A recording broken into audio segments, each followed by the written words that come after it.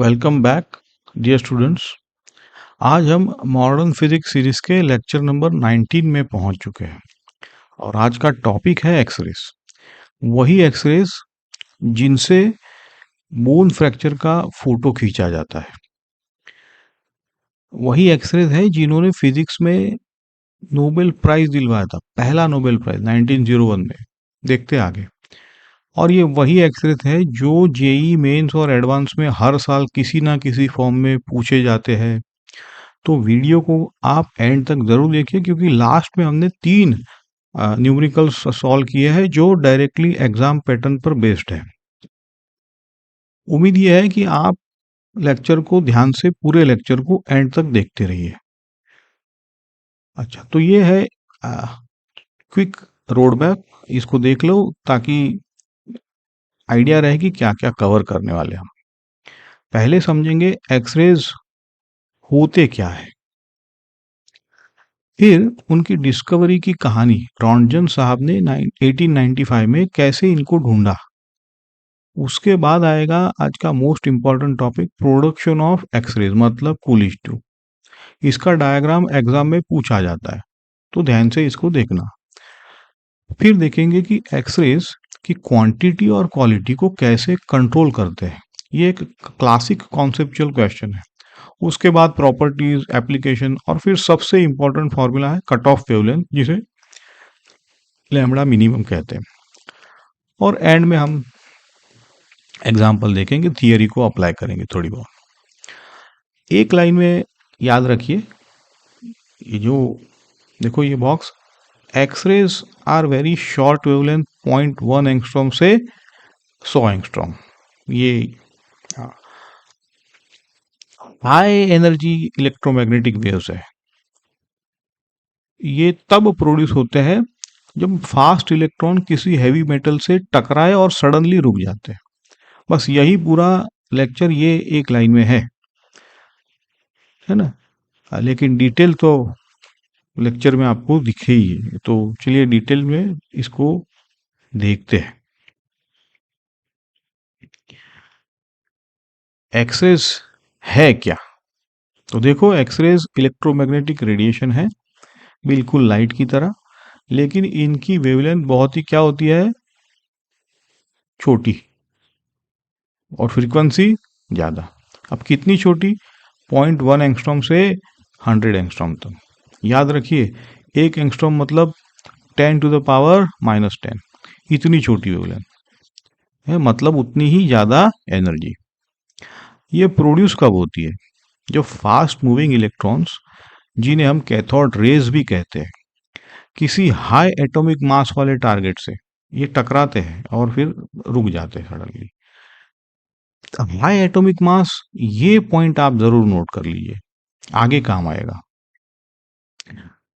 क्योंकि ये electromagnetic waves है, तो वैक्यूम में इनकी स्पीड कितनी होती है? ऑब्वियसली सी, मतलब 3 into 10 to the power 8 metre पर सेकंड।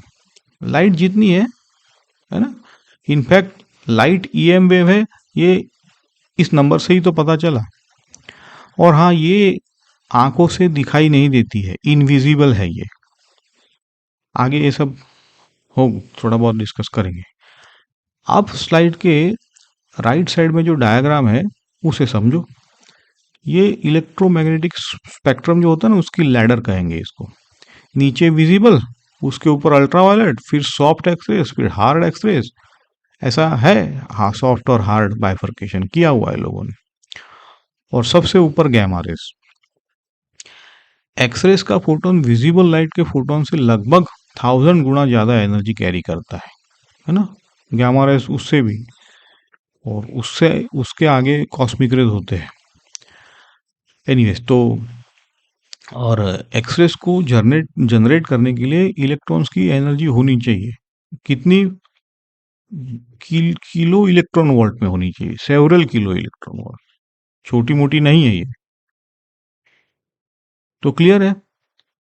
चलिए, अब हम ना, ये तो एक्सरेज पे चर्चा हो गए, अब हिस्ट्री की तरफ मुड़ते हैं। थोड़ी कहानी सुनो। 1895 में साइंटिस्ट थे विल्हेम रॉन्टजन। ये रॉन्टजन इसको अलग अलग प्रोनाउंसिएशन है, ये इंग्लिश प्रोनाउंसिएशन है रॉन्टजन। रॉन्टजन साहब ने एक डिस्चार्ज ट्यूब के साथ, मतलब एक्सपेरिमेंट करते हैं, उनकी लैब थी तो वो कर रहे थे। वो डिस्चार्ज ट्यूब क्या होता है, लो प्रेशर हाई वोल्टेज ऐसी ट्यूब होती है। तो ये करते करते उन्हें नोटिस किया कि पास में फ्लोरोसेंट स्क्रीन अचानक से रखी होती, लैब में रखी होती, अचानक से चमकने लगी, ग्लो करने लगी, है नहीं? ये कुछ बैरियम का सम सॉर्ट ऑफ क्रिस्टल, और वैसे ही दूसरे भी कुछ क्रिस्टल्स थे, वो भी फ्लोरोसेंस दिखने लगे, मतलब वो भी चमकने लगे। अब इन्होंने सोचा, है ना, शायद ट्यूब से निकलने वाली विजिबल लाइट की वजह से ये हो रहा है। तो उन्होंने क्या किया, ये बड़ा मजेदार है ना? कैसे देखो, एक्सपेरिमेंट करने वाले को कैसे कैसे, मतलब तो काला कागज लपेट दिया, वो जो ट्यूब थी उसके ऊपर पूरा थिक ब्लैक पेपर लपेट दिया, ताकि कोई विजिबल लाइट बाहर ना आ सके और कोई चमकने वाली चीज उनको डिस्टर्ब ना कर सके। लेकिन सरप्राइज ये हुआ कि स्क्रीन फिर भी उतनी ही ग्लो कर रही थी। मतलब कोई अननोन रेडिएशन जो ब्लैक पेपर के पार जा रही है ना? और क्योंकि वो अननोन थी, ऐसा तो बहुत बार एक्सपेरिमेंट किया, ये हो ही रहा है। तो अब पता नहीं है क्या था, और मैथमेटिक्स में अननोन में हम क्या कहते हैं, एक्स कहते हैं, इसलिए इसका नाम पड़ा एक्स रेस। बाद में रोंजन साहब ने कंफर्म किया कि ये एक्स रेस तब एमिट होती है जब कैथोड रेस, मतलब ये इलेक्ट्रॉन्स जो है, वो डिस्चार्ज ट्यूब की दीवार से टकराते रहते थे। डायग्राम में देखिए, कैथोड से इलेक्ट्रॉन निकले, वॉल से टकराए, एक्स रेस प्रोड्यूस हुए, है ना? और बाहर जो स्क्रीन है वो ग्लो करने करती है। और एक इंटरेस्टिंग फैक्ट यह है कि इस डिस्कवरी के लिए 1895 में हुई, और तुरंत 1900 में रॉन्टजन साहब को फिजिक्स का सबसे पहला नोबेल प्राइज मिला, 1901 में। फर्स्ट एवर बोलते हैं जिसे, है ना? अब देखते हैं कि मॉडर्न लैब में ये एक्सरे बनते कैसे। अब तो बहुत ही सोफिस्टिकेटेड चीजें हो गई है। ये आज का सबसे इंपॉर्टेंट डायग्राम है, कूलिज ट्यूब। साइंटिस्ट कूलिज ने ये मॉडर्न एक्सरे ट्यूब डेवलप किया था। इस डायग्राम को आप जरूर बनाइए, क्योंकि बोर्ड एग्जाम में ये डायरेक्टली पूछा जाता है। हमने इसको बहुत ही सिंप्लीफाइड वे में आप ड्रॉ कर सको ऐसा यहाँ बनाया है। एक एक पार्ट समझते हैं, चलो। सबसे पहले है, ये पूरा सेटअप एक ग्लास बल्ब है, समझ लो, इसके अंदर है, जिसमें नियरली वैक्यूम है ताकि डिस्टरबेंस ना। क्यों होता है वैक्यूम? इलेक्ट्रॉन के रास्ते में किसी गैस मॉलिक्यूल का टकरा कर अपनी एनर्जी का लूज होना रोके, समझे आप? इसीलिए वैक्यूम जितना है उतना अच्छा। आप लेफ्ट साइड में देखिए, ये है फिलामेंट, जो हमारा कैथोड मतलब सी है। इसके साथ एक बैटरी भी जोड़ी जाती है ना? बैटरी करंट भेजती है, फिलामेंट गर्म होता है, और गर्म होने पर उससे इलेक्ट्रॉन एमिट होते हैं।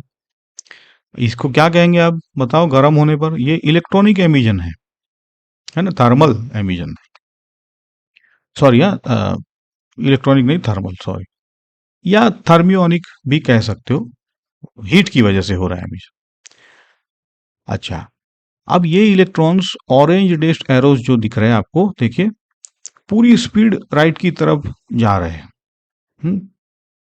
अब ये भागते हैं क्यों? क्योंकि कैथोड और एनोड के बीच हाई डीसी वोल्टेज लगा हुआ है। देखो कितना है, 50 किलो वोल्ट, ऐसा। और नीचे सर्किट में हाई वोल्टेज सोर्स आपको दिखाया गया है, देखो तो यहां से वो इतना ज्यादा फील्ड है तो वो भागेंगे ही। अच्छा, राइट साइड में ये जो स्लांटेड ब्लैक प्लेट है, वो टारगेट टी है, जो टंगस्टन या प्लेटिनम का बना होता है, और ये टारगेट एक मोटे कॉपर रॉड में एम्बेडेड है ना? तो ये कॉपर रॉड हमारा एनोड है, ए, कैपिटल ए, एम्बेडेड होता है। जरा मोटा बताया ये टंगस्टन, लेकिन उसका ऐसा है। अब ये जब इलेक्ट्रॉन तेज इलेक्ट्रॉन्स है क्योंकि बहुत एक्सेलरेट किया है, तो टकराते हैं एकदम धड़ाम से। तो ये जब धड़ाम से टकराएंगे तब एक्सरे प्रोड्यूस होती है। आराम से टकराएंगे तो शायद ना हो, कुछ ना हो। तो ये जो डायग्राम में पर्पल जो कर्व्स वेवी एरोस दिख रहे हैं ना नीचे की तरफ, वो एक्सरे है हमारे। और ऊपर देखिए क्या है, वाटर कूलिंग का अरेंजमेंट है। क्यों? अच्छा, ये क्यों होना चाहिए? वाटर तो मतलब पता है आपको, कूलिंग अरेंजमेंट है। ये इंपॉर्टेंट रीजन है जो पूछा जाता है। चलो इसको अगली स्लाइड में देखते हैं। तो ये वर्किंग को सिस्टमेटिकली यहाँ पे समझाया जाता है। कंस्ट्रक्शन भी है, वर्किंग भी है। जैसे एग्जाम में आपको लिखना है, कंस्ट्रक्शन में 4 पॉइंट्स है। पहला, glass bulb with near perfect vacuum. दूसरा, कैथोड थी हीटेड फिलामेंट, बैटरी बी से सप्लाई, इलेक्ट्रॉन का ये सोर्स है। तीसरा है एनोड, कॉपर पर, जिसके एंड में टंगस्टन का या प्लेटिनम का टारगेट, जिसको टी, वो एम्बेडेड है। चौथा है कैथोड और एनोड के बीच high DC voltage, approximately 50 kilovolt, नहीं तो वो एक्सेलरेट नहीं होगा, धड़ाम नहीं होगा। वर्किंग सिंपल है, फिलामेंट गर्म हुआ, इलेक्ट्रॉन निकले, एक कोलीमीटर उन्हें बीम का शेप दे देता है बीच में, ये होता है। अब हाई वोल्टेज इनको एक्सेलरेट कराता है और टारगेट पे सडन स्टॉप, है ना। तो ये एक्सरेज एमिट हो जाते हैं ऐसे। अब सबसे इंपॉर्टेंट कॉन्सेप्चुअल पॉइंट, है ना, राइट साइड का बॉक्स देखिए, टंगस्टन टारगेट क्यों है वो भी पूछा जाता है। कॉपर का रॉड जैसे था उसको क्यों नहीं रखा? तो सुनिए ध्यान से, जब इलेक्ट्रॉन टारगेट से टकराते हैं तो उनकी पूरी एनर्जी एक्सरेस नहीं बनती, सिर्फ 1 से 10% एनर्जी ही एक्सरेस में कन्वर्ट होती है। बाकी 90 से 99% एनर्जी हीट बन जाती है, गर्मी हो जाती है। तो टारगेट इतना गर्म होगा कि पिघल सकता है। इसलिए टारगेट का मेल्टिंग पॉइंट हाई होना चाहिए, स्पेसिफिक हीट हाई होनी चाहिए ना, और ज्यादा हार्डर एक्सेस के लिए एटॉमिक नंबर हाई होना चाहिए। टंगस्टन इन तीनों कंडीशन को सेटिस्फाई करता है। कॉपर रॉड क्यों? क्योंकि कॉपर हीट का बहुत अच्छा कंडक्टर है, समझे। ये थोड़ा इंजीनियरिंग है। वो टारगेट की हीट को पीछे ले जाता है और वहां सर्कुलेटिंग वाटर एनोड को ठंडा कर रहा है, ऐसा है। नहीं तो फिर वो स्टेडी स्टेट तो आना चाहिए ना, हीट तो उसने, टंगस्टन ने तो ले ली, लेकिन निकालना भी तो पड़ेगा। उसकी कैपेसिटी है, उसका ढंग से यूज करना है, इसीलिए उसको ट्रांसफर करा दिया और वाटर से। अब ये एनर्जी वाला बॉक्स, इसको रट्टा मार लीजिए, इलेक्ट्रॉन जो काइनेटिक एनर्जी की वो एक्सरेज में जा रही है 1 to 10%, प्लस हीट 90 to 99%, है ना। ये एसर्शन रीजन वाले क्वेश्चन में भी आता है। चलिए आगे बढ़ते हैं। अब ये क्लासिक जेई कॉन्सेप्ट है, एक्सरेस को कंट्रोल कैसे करें। दो नॉब है हमारे पास कंट्रोल करने के लिए, नॉब चाहिए ना, फिलामेंट करंट और ट्यूब वोल्टेज, दोनों अलग अलग चीज कंट्रोल करते हैं। कंफ्यूज मत होइएगा। पहला, क्वांटिटी मतलब इंटेंसिटी मतलब नंबर ऑफ इलेक्ट्रॉन।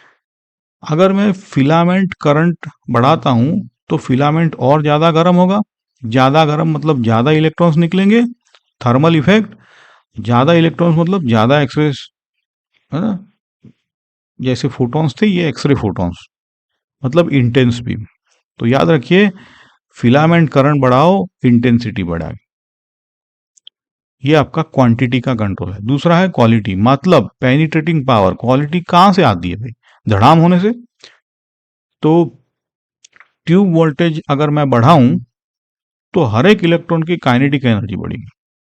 फॉर्मूला याद है ना, ईवी क्या होता है, half M V square.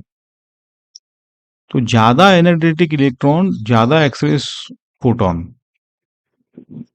Energy उसकी ज्यादा है।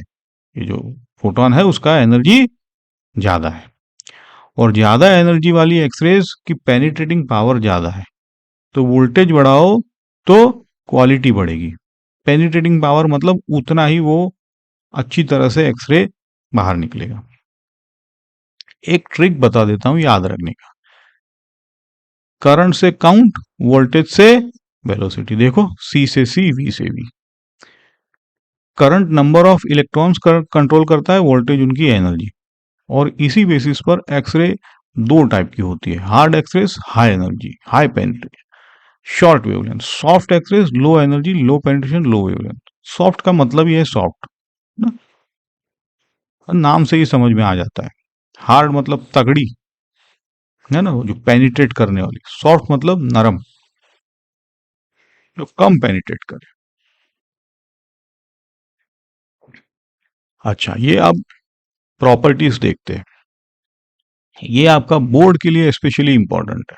6 प्रॉपर्टीज है, जल्दी जल्दी। पहला है हाईली पेनिट्रेटिंग है ना, ऐसे मटेरियल के पार चली जाती है जो ऑर्डिनरी लाइट के लिए ओपेक है। दूसरा है ये गैसेस को आयनाइजेशन करती है ना, जब गैस से गुजरती है तो न्यूट्रल एटम से इलेक्ट्रॉन नॉकआउट कर देती है, एटम्स पॉजिटिव आयंस बन जाते हैं। तीसरा है फ्लोरोसेंस प्रोड्यूस करती है, जैसे बैरियम का है ना, प्लेटिनो साइनाइड, जिंक सल्फाइड, इन सब पर चमक पैदा कर देती है। इसी से तो रोंजन साहब ने डिस्कवरी किया था। चौथा है ये स्पेसिफिकली डिजाइंड फोटोग्राफिक प्लेट्स का अफेक्ट करती है, मतलब फोटोग्राफिक प्लेट इस एप्लीकेशन है। पांचवा बहुत इंपॉर्टेंट है, ये इलेक्ट्रिक और मैग्नेटिक फील्ड से डिफ्लेक्ट नहीं होती है। इसका मतलब क्या हुआ कि ये चार्ज पार्टिकल नहीं है, ये न्यूट्रल इलेक्ट्रोमैग्नेटिक वेव्स है ना, बहुत इंपॉर्टेंट है। छठा है ये वेव्स की सारी प्रॉपर्टीज दिखाती है एक्सेप्ट रिफ्रैक्शन। और जब इन्हें क्रिस्टल के थ्रू आप पास कराओ तो क्रिस्टल एक ग्रेटिंग की तरह बिहेव करता है और डिफ्रैक्शन पैटर्न मिलता है एक्सरेस का। क्यों? क्योंकि क्रिस्टल में एटम की स्पेसिंग भी एंगस्ट्रॉम के ऑर्डर की होती है, एक्सरेस की वेवलेंथ से मैच करती है ना। इस पर से तो ब्रैग्स लॉ बेस्ड है, जो हमने देखा भी है अगले लेक्चरों में। चलो, अब प्रॉपर्टीज हो गई, अब ये है एप्लीकेशन। एप्लीकेशन भी 4 मेजर फील्ड है, मेडिसिन और सर्जरी सबसे कॉमन। देखिए हैवी एलिमेंट एक्सरेस ज़्यादा एब्सॉर्ब करते हैं, तो हमारी हड्डियों में कैल्शियम और फॉस्फोरस हैवी एलिमेंट्स, और आसपास के tissue hydrogen carbon oxygen light elements. तो बोन एक्सरेस को ज़्यादा एब्सॉर्ब करती है, और फोटोग्राफिक प्लेट पर उनकी शेडो बन जाती है। इसी से फ्रैक्चर का पता आप जैसे है ना पता चलता है। और इंटेस्टाइन डाइजेस्टिव सिस्टम की प्रॉब्लम्स भी ये डिटेक्ट कर सकता है। रेडियोथेरेपी एक्सरे सेल्स को आयोनाइज करती है, जैसे बताया, तो मॉलिक्यूल को तोड़ भी देती है। तो कंट्रोल इंटेंसिटी में यूज करके आपने हम कैंसर की और ट्यूमर जैसे मैलिग्नेंट ग्रोथ को डिस्ट्रॉय भी इसी से किया जाता है। इंडस्ट्री में इनकी पेनिट्रेटिंग पावर से बड़ी मशीन जैसे रेलवे ट्रैक्स ब्रिजेस, इनके अंदर छुप के डिफेक्ट्स ढूंढे जाते हैं, है ना, कि आजकल यही तो टेक्निक है। एलॉयज और पर्ल्स का कंपोजिशन भी एनालाइज होता है। सीधा एक्सरे फटाक से समझ में आ जाता है कि क्रैक है कि नहीं है। और साइंटिफिक क्रिस्टलोग्राफी कहते हैं, एक्सरे डिफ्रैक्शन से क्रिस्टल का इंटरनल स्ट्रक्चर पता चलता है ना। तो एटम्स की एग्जैक्ट स्पेसिंग और ये ब्रैग्स लॉ, इनको मिला के ये इसको क्रिस्टलोग्राफी कहते हैं। ये हायर स्टडीज में काम आता है, नए नए मटेरियल्स पे कैसे ढूंढा जाता है ऐसे।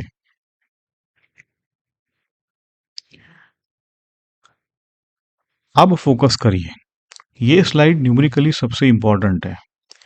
यहाँ से फॉर्मूला निकलता है जो हम अगले तीनों एग्जाम्पल्स में यूज करेंगे। ग्राफ देखिए, एक्स एक्सिस पर वेवलेंथ लैम्बडा और वाई एक्सिस पर इंटेंसिटी। क्या दिख रहा है? इंटेंसिटी एक कंटिन्यूस रेंज में स्प्रेड है, लेकिन एक पर्टिकुलर वेवलेंथ से पहले कुछ ही नहीं है। मतलब लैम्बडा मिनिमम की बात है, उसके पहले तो आप कुछ है ही नहीं। तो यही है lambda minimum, cut off wavelength. ये जो रेड डैश लाइन है, सब कुछ है कंटिन्यूस, लेकिन लैम्बडा मिनिमम के बाद। तो ये लैम्बडा मिनिमम आता कहाँ से? सोचो, शॉर्टेस्ट वेवलेंथ मतलब मैक्सिमम एनर्जी, समझे। और मैक्सिमम एनर्जी का फोटोन कब बनेगा? जब कोई इलेक्ट्रॉन अपनी पूरी की पूरी काइनेटिक एनर्जी एक ही कोलिजन में फोटोन को दे दे। अब इलेक्ट्रॉन की मैक्सिमम काइनेटिक एनर्जी कितनी है ना? जो जो भी ईवी है, जो भी चार्ज है, इनटू जो भी एक्सेलरेटिंग वोल्टेज, समझे ना। ईवी मतलब जो वो वी है वो किलो वोल्ट में है, बट यही तो है मैक्सिमम काइनेटिक एनर्जी। तो आप लिखो कि EV equals H new max, ये होता है H C bye lambda minimum. इससे लैम्बडा मिनिमम निकला है, lambda minimum equals to H C bye EV. ये जो इलेक्ट्रॉन और जो एक्सेलरेट कराता है, जो जो work done by the battery है, वो ये ईवी है। कई बार ये ई को लेके कंफ्यूजन रहता है, but this is Q we, but Q is electron here, that's why it's directly EV. और अगर कांस्टेंट की वैल्यूज आप डालो तो एक रेडीमेड फॉर्मूला मिल ही जाता है। देखो बॉक्स में लैम्बडा मिनिमम मतलब 12,400 तो हमें पता है कैसे आया, डिवाइडेड बाय वी कर दो, है ना, एंगस्ट्रॉम में मिलता है, जहां वी वोल्ट्स में होता है। ये हमने पहले भी कहा है 12,400, इसको रट लो।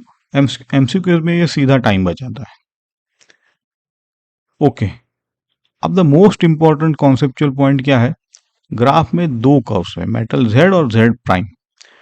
दोनों के कर्व्स अलग है, लेकिन दोनों का लैम्बडा मिनिमम बिल्कुल सेम है। क्यों? क्योंकि फॉर्मूला में देखिए लैम्बडा मिनिमम सिर्फ वी पे डिपेंड करता है।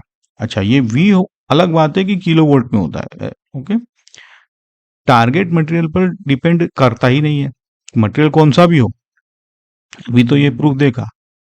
तो ये अभी हम जो डिस्कस किया वो एग्जाम में असर्शन रिजर्वेशन में बहुत पूछा जाता है ना, इसमें कंफ्यूज नहीं होना है। तो lambda minimum equal to 12,400 by we, लेकिन ये वी वोल्ट में है, आपको दिया होगा किलो वोल्ट में, निकाल लेना। तो हम अब कह सकते हैं कि थियरी कंप्लीट हो गई हमारी। अब असली मजा है न्यूमेरिकल्स का। 3 न्यूमेरिकल्स है और दोनों फॉर्मूला यूज होंगे, half M V square equal to EV और lambda minimum equal to H C by EV. तो आप साथ साथ में पॉज करते हुए पेन पेपर लेके सॉल्व करिए, ठीक है। पहला प्रॉब्लम है ये, चलो पढ़ते हैं क्वेश्चन को। एक एक्सरे ट्यूब 20 किलो वोल्ट, देखो किलो वोल्ट ऑपरेट कर रहा है। पर्टिकुलर इलेक्ट्रॉन अपनी काइनेटिक एनर्जी का 5% खोकर फर्स्ट कोलिजन में एक एक्सरे फोटोन एमिट करता है। तो वेवलेंथ कितनी होगी? स्टेप बाय स्टेप करो। इलेक्ट्रॉन की काइनेटिक एनर्जी क्या होगी? 20 किलो वोल्ट से वो इलेक्ट्रॉन एक्सलेट हो रहा है, तो K equals EV 20 into 10⁻³ electron volt, सीधा 20,000 इलेक्ट्रॉन, है ना। क्योंकि इलेक्ट्रॉन है तो ई सीधा आ जाता है, और ईवी हमारा यूनिट भी है, तो यहाँ कंफ्यूजन मत नहीं है कोई। फोटोन की एनर्जी, इलेक्ट्रॉन ने अपनी एनर्जी का सिर्फ 5% दिया है, तो एनर्जी इक्वल 0.05 इंटू 20,000, कितना हुआ? 10⁻³ इलेक्ट्रॉन वोल्ट, 1,000 ईवी हो रहा है। वेवलेंथ कैसे निकालेंगे? अब H C bye lambda equals to photon energy, है ना, जो शॉर्टकट बताया था। तो एच सी इक्वल्स 1242, ये भी याद रखना, इलेक्ट्रॉन वोल्ट नैनोमीटर। अगर एंगस्ट्रॉम में चाहिए तो 400 होता है बाहर आधा, तो ये 1242 मतलब नैनोमीटर। ये भी वैल्यू आपको याद रहे, अच्छी बात है। तो लैम्बडा आपका 1242 ईवी नैनोमीटर डिवाइड बाय 10⁻³ यही तो एनर्जी थी, तो 1.24 नैनोमीटर अप्रोक्सीमेटली, बस। तो आंसर है आपका 1.24 नैनोमीटर अप्रोक्सीमेटली। देखा, आसान है। एच सी की ईवी इंटू नैनोमीटर वाली फॉर्मूला से जल्दी हो गया। अब आप 10⁻−34 वाला कर सकते हैं, लेकिन झंझट है वो। आसान है ना ये, जो भी दो फॉर्मूलाज थे देखो कैसे हमने यूज कर लिए। दूसरा, सेम ट्यूब 20 किलोवाट, अब पूछा है एनोड से टकराने वाले इलेक्ट्रॉन की मैक्सिमम स्पीड क्या होगी। गिवन है इक्वल्स 1.6 इंटू 10⁻⁻19 कूलम। ठीक है, ये तो पता है। इलेक्ट्रॉन का मास 9 इंटू 10⁻31, ये भी पता है। तो कॉन्सेप्ट क्या है, जब इलेक्ट्रॉन पोटेंशियल डिफरेंस जो भी है वोल्टेज V उससे एक्सेलरेट होता है तो इलेक्ट्रिक फील्ड उसको एनर्जी देती है ईवी। V वोल्टेज था, ईवी एनर्जी है, ये एनर्जी काइनेटिक एनर्जी बन जाती है। तो half mv² max equal to EV रख दो, इससे V max equal to √2 EV/m हो जाएगा। अब वैल्यूज डालिए, 2 into 1.6 into 10⁻⁻19 into we. We कितना है 20, मतलब 20,000। तो 2 इंटू 10⁻⁴ भी लिख सकते हो, डिवाइड बाय 9 इंटू जो भी है हम 10⁻31। अब ये कैलकुलेट करते जाओ, ऐसा नहीं कि सिर्फ देख रहे हो। तो आप करोगे तो अंडर रूट के अंदर एवरेज रफली आपका आएगा 7.1 इंटू 10⁻⁻15, उसका रूट देखो, approximately V max 8.4 into 10⁻7 metre पर सेकंड। देखो स्पीड कितनी जबरदस्त है ना, 28-30% है लाइट के। इसलिए तो टकराने पर इतनी एनर्जेटिक एक्सरे बनती है, नहीं तो क्यों बनेगी भाई।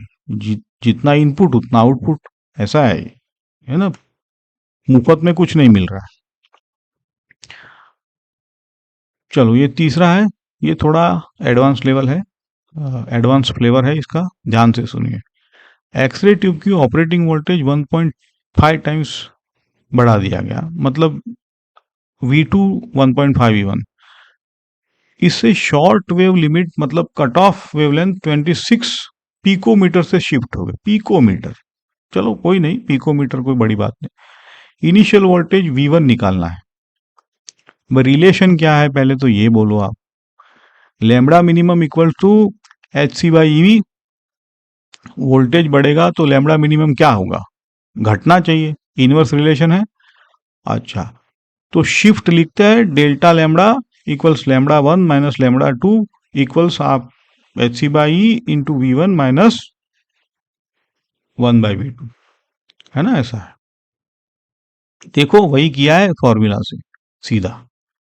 अब V2 की जगह 1.5 V1 डालिए, तो ये V2 1/V2 bye 1/1.5 V1 2/3 V1 आ रहा है। तो ब्रैकेट बन गया 1/V1 minus 2/3 V1 equals 1/3 by V1, मतलब डेल्टा लैम्बडा इक्वल्स आ रहा है 3eV1। अब ये V1 के लिए सॉल्व करेंगे। V1 equals HC/3e delta lambda. Delta lambda तो दिया हुआ है हमें, वैल्यूज डालिए, CH/E की वैल्यू याद रखिए, है ना, ये तो पता ही है हमें। ओके, डिवाइडेड बाई ये 3 इंटू 26 इंटू द पावर -12। तो ये कैलकुलेट करने पर मिल रहा है V1 इक्वल 16,000 वोल्ट, मतलब 60 किलो वोल्ट। ये देखो इसमें ये जो डेल्टा लैम्बडा है पिकोमीटर में दिया है, तो 10⁻⁻12 लिया है, इतना ही है, और तो कुछ खास है नहीं इसमें। बाकी डेल्टा लैम्बडा की डेफिनेशन से सब किया है हमने। ओके, ये खास इसलिए है क्योंकि इसमें सिर्फ फॉर्मूला नहीं, रेशियो और डिफरेंस दोनों हैंडल करने पड़ रहे हैं, है ना। ऐसे ही ट्विस्ट जेई में आते हैं, देखो ट्विस्ट यही है इसमें कि आपको डिफरेंस लेना है, डिवीजन करना है, ये सारी चीजें।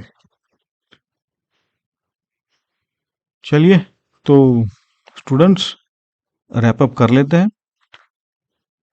4 की टेकर है जो आपको हमेशा याद रखने चाहिए। पहला है एक्सरे शॉर्ट वेवलेंथ है 0.1 से 100, याद रखो। हाई एनर्जी इलेक्ट्रोमैग्नेटिक वेव्स है जो फास्ट इलेक्ट्रॉन को हेवी टारगेट पर सडनली रोक रोक पर, अब उसको रोक दो सडनली तो बन जाते हैं। दूसरा है क्यूलिस ट्यूब में फिलामेंट करंट इंटेंसिटी कंट्रोल करता है, quantity tube voltage penetration control करता है, क्वालिटी करंट से काउंट, वोल्टेज से वेलोसिटी। तीसरा है, और वेलोसिटी मतलब क्वालिटी, एनर्जी। तीसरा है, इलेक्ट्रॉन की सिर्फ 1 से 10% एनर्जी ही एक्सप्रेस बनती है, बाकी सारी हीट। इसलिए टंगस्टन टारगेट और वाटर कूलिंग जरूरी है। और वो कॉपर का रॉड इसलिए है कि हीट को ट्रांसफर नहीं तो नहीं होगा वो। चौथा है फॉर्मूला इटसेल्फ, लैम्बडा मिनिमम होता है एच सी बाई ईवी, और ये जो ईवी है ना वो इलेक्ट्रॉन है, इसलिए हम लोग ईवी सीधा यूज कर लो। जो भी वोल्टेज है ई तो है ही ऑलरेडी, तो 12,400 एंगस्ट्रॉम में आएगा वोल्टेज, वी वोल्टेज में होगा। तो ये सिर्फ वोल्टेज पे डिपेंड करता है, टारगेट पर नहीं। तो यही था हमारा लेक्चर 19 एक्सरेस। पसंद आया वो वीडियो तो लाइक करो, चैनल को सब्सक्राइब करो। अगला लेक्चर बहुत इंटरेस्टिंग होने वाला है, कैरेक्टरिस्टिक एक्सरे, उसका स्पेक्ट्रम, कंटिन्यूस एक्सरे, जो आपको अभी तो जो कर्व दिखाया था वो, लेकिन जहाँ कंफ्यूजन रहता है वो अगले लेक्चर में हम बराबर ठीक करेंगे, और मोजलेस लॉ भी करेंगे, ब्रैग्स लॉ भी करेंगे, है ना, जहाँ हम देखेंगे कि के अल्फा के बीटा ये लाइंस क्या होती है, और मोजले ने पीरियोडिक टेबल कैसे बदल डाला। बहुत इंपॉर्टेंट है, चीज़ें हैं ये। तो तब तक के लिए आप पढ़ते रहिए, प्रैक्टिस करते रहिए। मिलते हैं अगले लेक्चर में ज़रूर से। Thank you.